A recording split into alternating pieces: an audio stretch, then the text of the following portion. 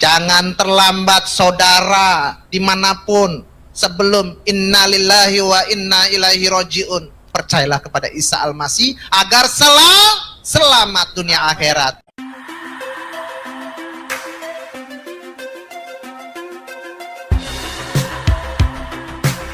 Saudara dimanapun sebelum innalillahi wa inna ilaihi roji'un. Percayalah kepada Isa Al-Masih agar selamat dunia akhirat. Nah, Pak Pendeta Ihsan, ya, apa sih Natal bagi Pak Pendeta Ihsan? Ya, Assalamualaikum warahmatullahi wabarakatuh. Waalaikumsalam warahmatullahi wabarakatuh. Dimanapun saudara berada, yang mendengar dan yang melihat, betapa pentingnya Natal itu, bahwa Natal adalah sebuah peristiwa yang sangat spektakuler. Haleluya. Kenapa saya bilang peristiwa yang spektakuler? Karena bukan hanya di Alkitab saja diceritakan, tetapi di dalam Al-Quran sendiri itu diceritakan begitu luar biasanya. Ketika saya membaca Al-Quran, dan ada satu pribadi yang yang luar biasa diceritakan, dari mulai berita kelahirannya, berita kematiannya, berita kebangkitannya, berita kenaikannya, bahkan berita tentang kedatangannya kedua kali, itu tertulis semuanya. Ini luar biasa. Maka Natal itu adalah sebuah peristiwa yang spektakuler, yang luar biasa, dengan membawa sebuah keselamatan. Karena Natal itu adalah anugerah bagi yang merayakannya. Kalau yang nggak ngerayakannya, ya nggak tahu dapat anugerah atau enggak, kan gitu. Gerah. Gerah ya? Gerah. Jadi begitu, Bang. Oke. Mantap, luar biasa, ya. Anugerah yang luar biasa. Benar, itu Natal adalah sebuah anugerah dari Tuhan untuk kita menjadi merdeka. Tapi pertanyaannya adalah, kenapa setiap tahun harus ada Natal? Jawabannya simpel, saudara. Karena Tuhan kita hidup. Ya, kalau mati ngapain dirayain? Betul nggak? Orang mati dirayain. Happy birthday, gimana jawabnya? Ya, Tuhan kita hidup sampai sekarang dan selama-lamanya. Dia sekarang ada di sorga dan akan datang untuk kedua kali. Di sorga ngapain? Nyiapin tempat buat kita. Ya, jangan terlambat. Percaya Isa Al-Masih. Baik. Yang kedua, saya mau bertanya singkat saja karena semuanya sudah pada tahu nih kesaksian masing-masing hambanya. Tapi saya mau bertanya, ya, bahwasanya apa yang menarik hamba-hambanya ini untuk menjadi pengikut Isa? Apa yang dilihat dari Isa? Singkat saja. Apa yang dilihat dari Isa? Mungkin ganteng, ya, atau berwibawa, atau apa? Apa yang dilihat dari Isa sampai akhirnya Bu Fatima mau mengikuti Isa? Silahkan. Baik. Yang membuat saya terlalu simpati ya dengan yang namanya Yesus Kristus yang dulu saya kenal, Isa Al-Masih, itu adalah ada di dalam Al-Quran sendiri. Karena tidak ada di dunia ini yang menjadi rahmat bagi seluruh alam, ya. Justru yang tercatat secara eksplisit itu di surat Maryam ayat 21 mengatakan bahwa Allah Subhanahu wa taala telah menjadikan Isa Al-Masih putra Maryam, ya, menjadi bukti kekuasaan Tuhan dan menjadi tanda bagi alam semesta. Nah, itu yang membuat saya jadi simpati. Lah, kok Nabi kok bisa seperti ini? Lah, ini Pak yang membuat saya justru, loh kok jadi aneh. Kalau begitu saya mencari informasi mengenai tentang Isa Al-Masih yang sesungguhnya, yang berasal dari asalnya gitu loh Pak. Betul. Masuknya dari bangsa Israel, seperti itu. Baik, ini orang cerdas nih. Karena apa bahasanya? Eksplisit. Dari Quran surat Maryam ayat 21. Tahu nggak kalau kata eksplisit itu sesuatu yang susah dicari. Eksplisit itu adalah suatu tanda yang sangat kecil yang hanya orang tertentu yang bisa melihat dan tahu kebenaran kalau dicari, ya. Kalau nggak dicari nggak bakal tahu. Berarti benar-benar, ya, mencari kebenaran. Nah, untuk para tomo nih, hambanya yang luar biasa nih, apa yang dilihat dari Isa Al-Masih sampai mau jadi pengikut Isa Al-Masih? Ya, baik, terima kasih. Buat saya, Isa Al-Masih atau Yesus Kristus itu adalah sesuatu tokoh yang luar biasa dalam kehidupan saya, sehingga saya memutuskan untuk memilih percaya kepada Yesus Kristus atau Isa Al-Masih itu menjadi Tuhan dan Juru Selamat saya. Karena apa? Karena alasannya, Isa Al-Masih atau Yesus Kristus itu memberikan jaminan, memberikan kepastian. Bukan mudah-mudahan, bukan insya Allah, tapi iya dan amin. Itu kepastian apa nih? Kepastian untuk memperoleh kehidupan kekal dalam kerajaan surga. Haleluya. Karena yang memberikan kepastian itu hanya Yesus Kristus. Karena dia sendiri katakan dalam Yohanes 14 ayat 6, "Akulah jalan dan kebenaran dan hidup. Tidak ada seorang pun datang kepada Bapa kalau tidak melalui aku." Lalu Kisah Rasul 4 ayat 12 katakan bahwa keselamatan itu tidak ada di dalam siapapun juga selain di dalam Dia, yaitu di dalam Isa Al-Masih atau Yesus Kristus. Haleluya. Ya. Itu yang membuat saya mantap. Kepastian itu ya. Kepastian itu. Karena yang lain nggak Pasti. memberikan jaminan yang pasti. Hanya Yesus yang ngomong seperti itu. Haleluya, luar biasa ya. Hanya Yesus yang bilang itu Hanya ya. Yesus. Oke, kalau saya bilang pasti Bapak selamat, percaya nggak? Percaya. Kalau saya yang kalau bilang Pak Fadil nggak percaya saya.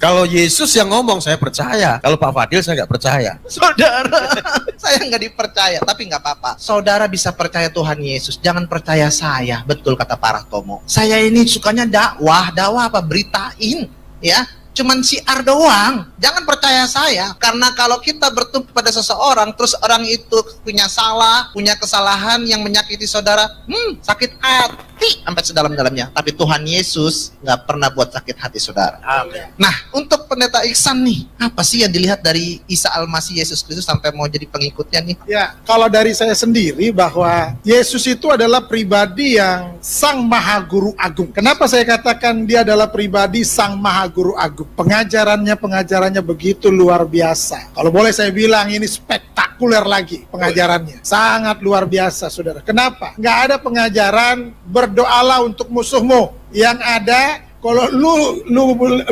gua jual ya, apa gua jual gua beli kan gitulah. Senggol bacok lah kayak gitu.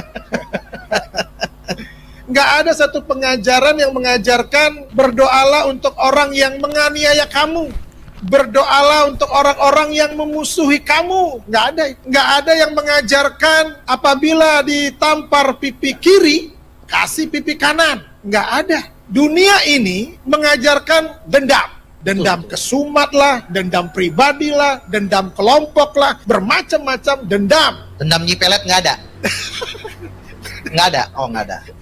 Ya kan? Kalau dia bisa lakukan, gue juga bisa. Kalau dia bisa bacok, gue juga bisa bacok. Tapi Yesus mengajarkan berbeda. Berdoalah untuk musuhmu, berdoalah untuk orang-orang yang menganiaya kamu. Apabila pipi kananmu ditampar, kasih pipi kiri. Nggak ada pengajaran yang seperti itu. Hanya di dalam Yesus Kristus Tuhan. Itu sebabnya saya mengikuti Dia. Haleluya. Haleluya. Saudaraku terkasih, ya berarti hamba-hambanya di sini mengikut Isa karena Sang Maha Guru Agung, tanda dan memberi kepastian ya, tanda keselamatan dan memberi kepastian keselamatan ya, juga rahmat bagi seluruh alam. Ini luar biasa ya. Saudara bisa searching begitu ya tentang Isa Al-Masih. Sekarang dunia sudah gampang saudara ya. Ini apa yang diomongin sama beliau-beliau ini hamba-hambanya nih bener apa enggak? Kalau saya nyatakan, kalau saya jadi guru, saya suruh ponten ya nilai 1000. Oh, mikirnya pada 100 kan? Enggak, 1000 buat Tuhan Yesus ya. Oke saudara, baik, ada lagi pertanyaan nih, tapi yang ini khusus buat Pak Ihsan, khusus, yang lain mengantri ya, khusus buat Pak Ihsan. Dalam Quran ada nggak sih kisah kelahiran Isa Al-Masih? Karena kok bisa-bisanya ya kita semua merayakan Natal kelahiran Isa Al-Masih begitu ya. Terus kalau misalkan ada orang yang mengatakan selamat Natal, jangan. Berarti ya lu mengiyakan kalau Isa Al-Masih lahir, lu sudah seiman, haram, nggak boleh. Nah, padahal ada ya. Coba, ada nggak sih? Itu yang saya bilang tadi bahwa perayaan Natal ini adalah perayaan yang sangat luar biasa. Bukan hanya tertulis di Injil saja, tetapi di dalam Al-Quran, di Quran surat Al-Imran 3:45, itu tertulis di sana. Dikatakan begini, saudara, "It's qalatil malaikatu ya Maryamu innallaha yubassuruki bi kalimatin min husmuhul masihu isabnu Maryaman wajihan fid dunya wal akhir." Amin. Amin. Artinya di bawah ini. Jadi ketika itu Al-Quran bilang begini, ketika itu Allah berfirman kepada malaikat Jibril, "Hai malaikat Jibril, lu datengin deh itu Maryam dan katakanlah kepada Maryam, innallaha yubassuriki bi kalimatin min husmul masihu Isa bin Maryam, kasih tahu kepada Maryam, ini adalah kabar baik, ini adalah kabar sukacita, bahwa engkau akan mengandung dan melahirkan seorang anak laki-laki yang bernama Isa. Isa putra Maryam. Dan sudah tertulis namanya Isa, bukan yang lain. Isa putra Maryam. Siapa dia? Dia itu adalah wajihan fid dunya wal akhirah. Dia penguasa dunia akhirat, saudara. Ini pribadi yang luar biasa, saudara. Itu sebabnya Al-Quran mengaminkan bahwa seluruh dunia, siapapun dia yang masih manusia, itu harus merayakan Natal. Yang masih manusia. Kecuali udah berubah, kan gitu. Kenapa? Karena Al-Quran sendiri sudah menyatakan itu. Kok Al-Quran menyatakan itu ya? Yes, ini hal yang sangat penting. Kenapa yang dibawa? Keselamatan dunia ini. Haleluya. Amin, haleluya. Baik, pertanyaan yang berikutnya. Kembali lagi saya tunjukkan buat Pak Iksan. Apa sih kaitannya Isa Al-Masih sebagai tanda dan keselamatan manusia dari hukuman dosa? Ya kan, itu kan tanda keselamatan buat manusia. Tapi apa hubungannya sama hukuman dosa? Semua manusia telah jatuh dalam dosa dan telah kehilangan kemuliaan Allah. Upah dosa adalah maut. Manusia itu butuh keselamatan. Ketika manusia itu butuh keselamatan, apa yang harus dia lakukan? Dia harus mencari keselamatan itu. Bagaimana caranya mereka mencari jalan keselamatan itu? Ada yang rambutnya dibotakin supaya kudus, ya kan? Ada yang harus menghadap ke arah mata angin, karena di sanalah ada Tuhannya untuk selamat. Lalu ada juga yang harus mengorbankan korban untuk selamat, harus bawa sesajen untuk selamat. Nah, kalau di dalam Yesus itu nggak butuh yang kayak gitu-gitu. Justru ketika manusia tidak menemukan jalan keselamatan itu, apa yang harus mereka lakukan? Mereka harus mencari yang namanya Sirotol Mustaqim. Jalan keselamatan itu penting bagi manusia. Kenapa? Karena di dalam dunia ini cuma dua tempat, surga atau neraka. Nah, semua manusia pengennya ke surga, betul ya? Tapi ingat, kalau mau ke surga, harus kenal sama yang punya surga. Kalau kagak kenal, ya mikir aja sendiri, kan gitu.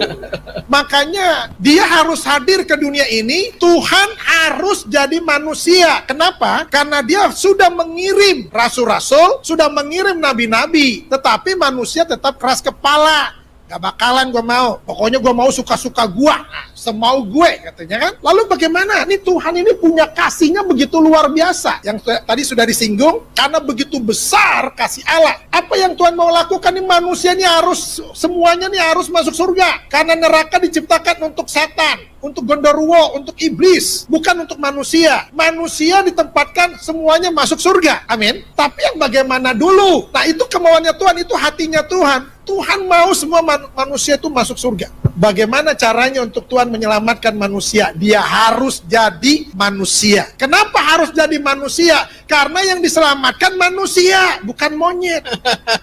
Tapi yang diselamatkan manusia, itu sebabnya dia harus jadi manusia. Makanya ada yang bilang, ih Tuhannya orang Kristen mau lucu, jadi manusia. Suka-suka dia. Dia mau jadi apa ke suka-suka dia? Ya puji Tuhan, yang diselamatkan target utamanya adalah manusia, maka dia harus jadi manusia dengan bahasa manusia, dengan gaya hidup seperti manusia. Nggak mungkin dia datang sebagai roh. Kenapa? Ngeri. Ada suara, nggak ada wujud. Budi, ada suaranya, tapi nggak ada wujudnya. Bahaya kan ini? Nggak mungkin juga dia tiba-tiba datang, cering, jadi manusia dewasa. Kenapa? Karena manusia selalu mencari silsilah. Dia anak siapa? Bapaknya siapa? Tapi ada tuh yang model kayak gitu, Bang. Ada ya? Mr. Bean. Jatuh. Itu manusia nggak jelas.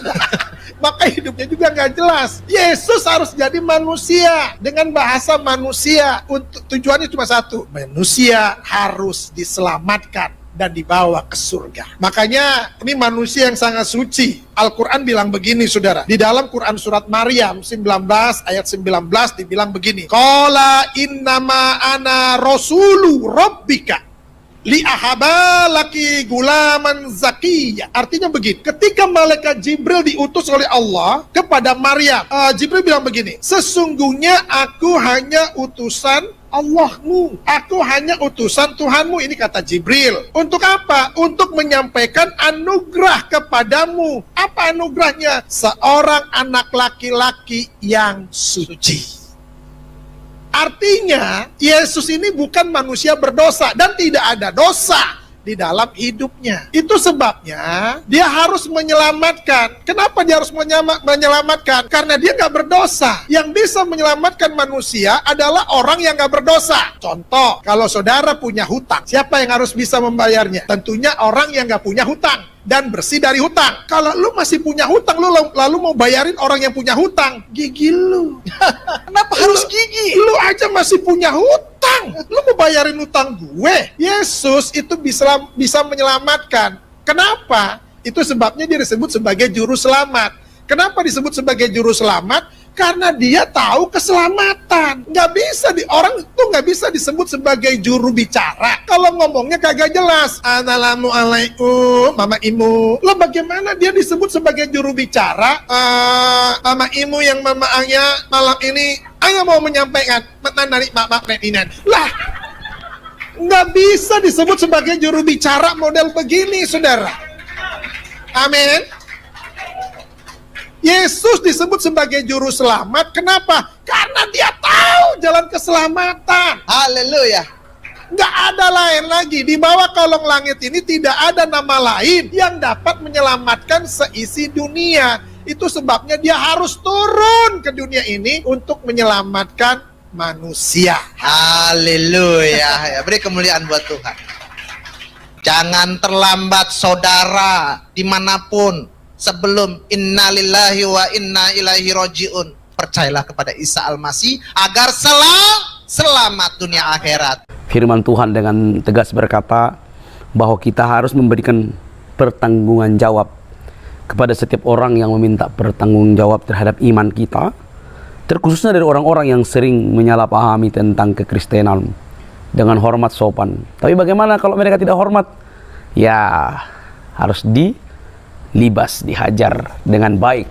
Tak perlu ngomong kotor, ngancam, tapi dihajar dengan data-data yang valid, cukup membuktikan dan cukup untuk membuat mereka ketar-ketir. Nah teman-teman, semuanya itu adalah untuk pembuktian bahwa Yesus Juru Selamat itu menyelamatkan kita semua. Karena dia datang untuk semua umat, dari semua ras agama.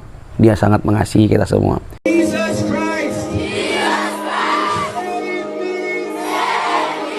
Nubuatan dalam Alkitab akan digenapi.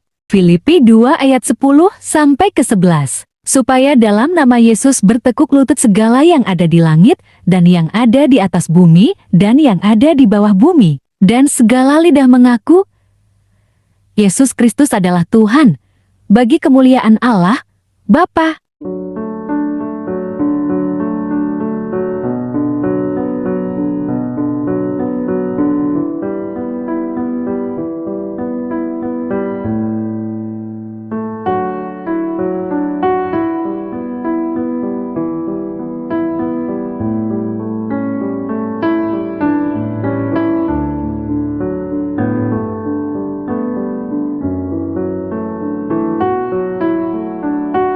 Wanita Muslim ini menangis bahagia di saat menerima Yesus sebagai Tuhan dan Juru Selamatnya.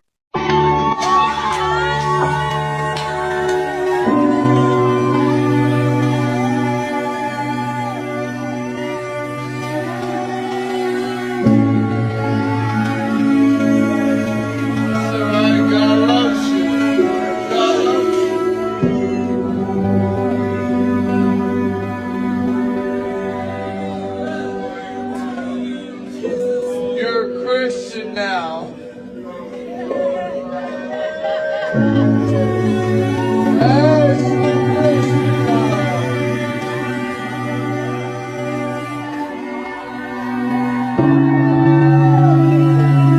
Ratusan anak muda percaya Tuhan Yesus. And now I want you to repeat this after me. If you want to receive Jesus, say, Dear Lord Jesus, I believe